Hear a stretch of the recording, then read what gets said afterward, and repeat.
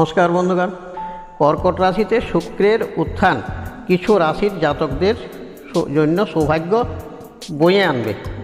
Astro Subal Shastri চ্যানেলের সকল দর্শক বৃন্দকে জানাই সুস্বাগতম।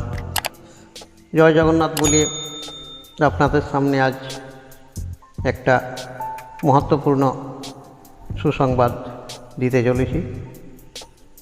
এই যে জ্যোতিষশাস্ত্রে গ্রহের গতিবিধির পরিবর্তন অত্যন্ত গুরুত্বপূর্ণ বলে মনে করা হয়। গ্রহের পরিবর্তনের ফলে সমস্ত রাশির উপর শুভ ও অশুভ প্রভাব পড়বে। 26শে আষাঢ় খরা পঞ্চমী শুক্র কর্কট রাশিতে গমন করেছেন। জ্যোতিষশাস্ত্র মতে শুক্র হল বস্তুগত সুখ, বৈবাহিক সুখ, আনন্দ, খ্যাতি, শিল্প, প্রতিভা, সৌন্দর্য, রোমান্স, লালসা ও ফ্যাশন ডিজাইনের কারক গ্রহ। শুক্র হল বৃষ এবং তুলা রাশির অধিপতি গ্রহ এবং মীন হলো এর উচ্চতর রাশি। অন্যদিকে কন্যা রাশি হলো তার নিকৃষ্ট রাশি। জ্যোতিষশাস্ত্রীয় গণনা অনুসারে কর্কট রাশিতে শুক্রের উত্থান কিছু রাশির জাতকদের জন্য সৌভাগ্য বয়ে আনবে। শুক্র যখন শুভ হয় তখন মানুষ লক্ষ্মী দেবীর কাছ থেকে বিশেষ আশীর্বাদ পান। আসুন জেনে নেওয়া যাক শুক্রের উত্থানের সাথে কোন কোন রাশির জাতক জাতিকাদের আগত দিনগুলি শুভ হবে। মেষ রাশি, 26শে আষাঢ় আপনার ভাগ্য সূর্য উদিত হয়েছে। তবে এক সপ্তাহ আপনার হতাশাবাদী মানসিকতা নিয়ন্ত্রণ করার চেষ্টা করুন। 5ই শ্রাবণ গুরু পূর্ণিমার পর থেকেই আপনি মা লক্ষ্মীর কৃপা চোখে পড়ার মতো বুঝতে পারবেন। দিনের দিন আপনার সম্মান প্রতিপত্তি বৃদ্ধি পাবে। স্বাস্থ্য খুবই ভালো থাকবে। ব্যবসায়ীদের ব্যবসায় নতুন দিকে মনোনিবেশ করুন, সফলতা পাবেন। পুরনো কোনো বন্ধুর সাথে আপনার দেখা হতে পারে, তাতে আপনার উপকার অবশ্যই হবে।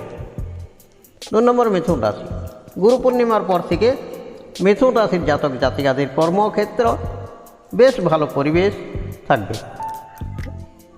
এবং পড়ে থাকা অর্থ আপনি পেয়ে যাবেন। স্বাস্থ্য ভালো থাকবে, পুরনো রোগের অবসান ঘটবে। আর্থিক সীমাবদ্ধতার দ্বারা বিভ্রান্ত হওয়া থেকে এড়িয়ে চলুন। আয় হবে আপনার স্বাভাবিক। পরিবারের সঙ্গে কোনো তীর্থস্থানে যাওয়ার সুযোগ আসতে পারে। ছাত্রদের প্রতিযোগিতামূলক পরীক্ষার সাফল্যের সম্ভাবনা রয়েছে।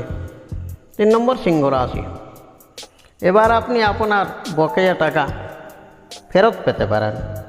নিজের কাজে মনোনিবেশ করুন, কঠোর পরিশ্রম করুন, আপনি সুফল নিশ্চয়ই পাবেন। লেনদেনের বিষয়গুলো আগে নিষ্পত্তি করুন। কর্মক্ষেত্রে প্রত্যাশার চেয়ে বেশি সাফল্য পাবেন। শিল্পের প্রতি আপনার আগ্রহ বাড়বে। ব্যবসার সময় ভালো মান সম্মান, অফিসাররা আপনার প্রতি খুশি হবেন। আপনার আর্থিক লাভ হবে। কোনো ভালো খবর আপনি পেতে পারেন। এর আগের ভিডিওটি ভালোভাবে বারবার শুনুন ও গুরু পূর্ণিমার দিন আপনার গুরুর প্রতি শ্রদ্ধাঞ্জলি নিবেদন করুন। গুরুর উদ্দেশ্যে কিছু মিষ্টি ফল ও পায়েস ভোগ নিবেদন করুন ও ছেলে মেয়ে ও সকলকে বিতরণ করুন। তাতে মা লক্ষ্মীর প্রচুর কৃপা আপনি লাভ করবেন। তাহলে বন্ধু, আজ এ পর্যন্ত।